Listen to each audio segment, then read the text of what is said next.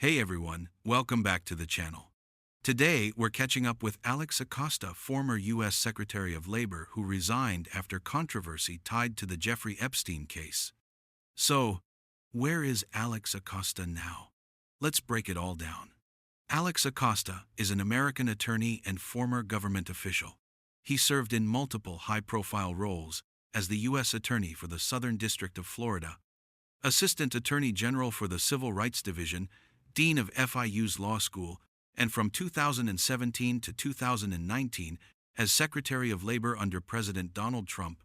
He resigned in 2019, following criticism over a plea deal he approved in 2008 on behalf of Jeffrey Epstein, which many argued was too lenient and failed to protect Epstein's victims.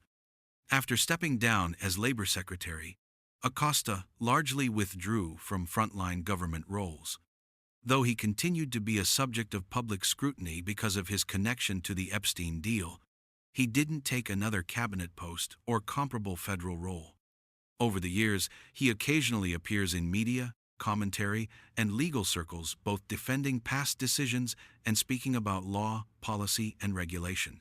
Where is Alex Acosta now? As of now, Alex Acosta is serving on the board of directors for Newsmax, where he is also the chair of the audit committee. He remains active as a speaker, advisor, and consultant on private sector matters. While he's no longer a government official, he maintains a public presence through his board work and commentary on legal and political issues. Alex Acosta's path has gone from high-stakes government power to quieter but still visible roles in the private sector.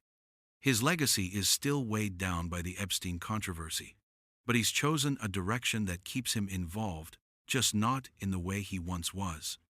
What do you think? Can someone who resigns in scandal rebuild their public influence in private roles?